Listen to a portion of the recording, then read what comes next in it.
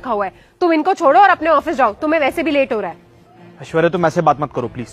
मेरी माँ है वो, उनको कोई जरूरत होगी तभी बुला रही है। मैं अपने आप देख लूंगा, हटो आगे से। हे भगवान, ये आदमी मेरी सुनता ही नहीं है। मैं इसके भले की बात कर रही हूँ।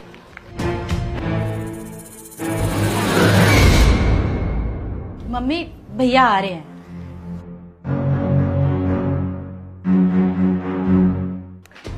माँ क्या हुआ, आपने बुलाया? वो कुछ इंपॉर्टेंट है क्या? एक्चुअली मैं ऑफिस के लिए लेट हो रहा था।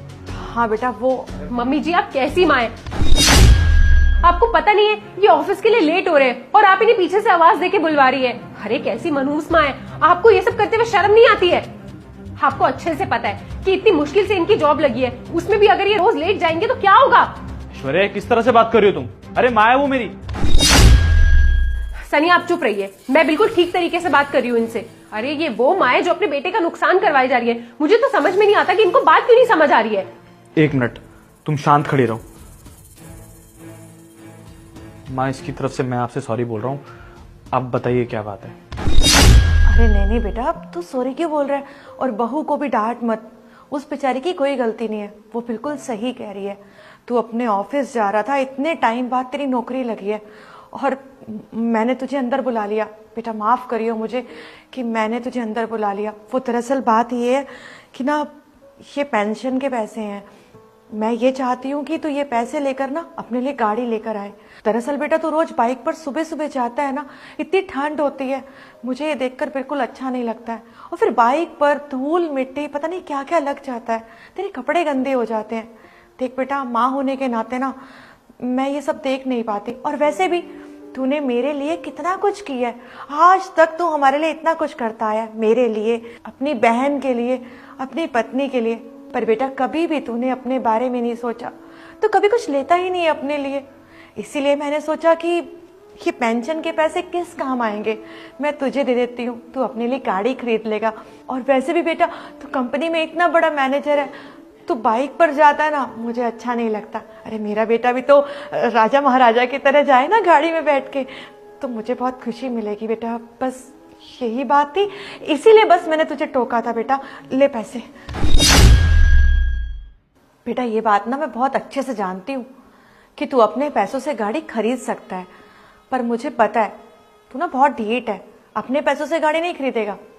बेटा इसीलिए मैंने सोचा कि मैं तुझे ना ये पेंशन के पैसे दे देती हूँ, तू इनसे तो गाड़ी खरीद लेगा ना। ले।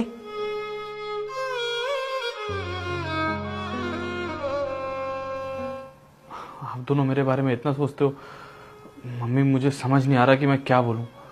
आप दोनों ने मेरे को इतना बोल दिया ना, मतलब इतना ही काफी है। ये पैसे बहन के और आपके हैं। और एक बात बताऊं मम्मी, घर की माँ और बहन से पैसे लिए नहीं जाते, उनको पैसे दिए जाते हैं। ये पैसे आप रखिए और इन पैसों को यूज कीजिए अपने काम के लिए, मेरी बहन की पढ़ाई के लिए, उसकी शादी के खर्चों के लिए। इन पैसों को आप ही रखो और इनकी सेविंग्स करो। और रही बात मेरी, तो मेरा क्या है, जिसके घर में इतनी अच्छी माँ, इतनी अच्छी बहन और इतनी अच्छी वाइफ हो, उसका तो बुरा वक्त कभी आ ही नहीं सकता। अभी थोड़ा अच्छा वक्त नहीं चल रहा है, मैं मानता हूँ, लेकिन एक दिन बहुत अच्छा वक्त आएगा, तब मैं गाड़ी भी खरीदूंगा और आप तीनों को लेके जाऊंगा एक लॉन्ग ड्राइव पर। आप लोग चिंता मत करो, आपका बेटा माँ एक दिन देखना जरूर अपने पैसों से गाड़ी खरीदेगा। सच में बेटा मैं ना बहुत किस्मत वाली हूँ जो तेरा जैसा बेटा है मेरे पास। तो कितना प्यार करता है ना अपनी माँ से भी, अपनी बहन से भी। तुझसे ज्यादा प्यार तो दुनिया में हम दोनों को कोई कर ही नहीं सकता। देखा ऐश्वर्या तुमने, ये था मेरी माँ का एक जरूरी काम। ऐश्वर्या जो माँ होती है ना, वो कभी अपने बच्चों का नुकसान नहीं करा सकती। आई होप तुम्हें समझ में आ गया होगा। और अगर अभी भी समझ में नहीं आया तो अपनी सास को अपनी माँ की जगह पर रखकर देखो, शायद तब समझ में आ जाए। क्योंकि अगर तुम्हारी माँ होती ना ऐश्वर्या, वो भी मेरे बारे में इतना ही सोचती जितना मेरी माँ ने मेरे बारे में सोचा है। और अगर अब भी समझ में नहीं आ रहा ना, तो अपनी सास को अपनी माँ की जगह पर रखकर देखो, शायद तब समझ में आ जाए तुम्हें। हाँ सनी, तुम सही कह रहे हो। मुझसे बहुत बड़ी गलती हो गई जो मैंने माँ जी के साथ ऐसे बिहेव किया। माँ जी, मैं आपसे हाथ जोड़ के माफी मांगती हूँ, मुझे माफ कर दीजिए। आगे से ऐसा कभी भी नहीं होगा। और हाँ, मैं आपसे वादा करती हूँ कि मैं आपको अपनी माँ समझूंगी, अपनी सास नहीं। अरे नहीं नहीं बहू, माफी मांगने की कोई जरूरत नहीं है। और बेटा तू भी तो मेरी बेटी जैसी है ना, और बच्चों से तो अक्सर गलतियां हो जाती हैं और बड़ों का फर्ज बनता है उन्हें माफ करना।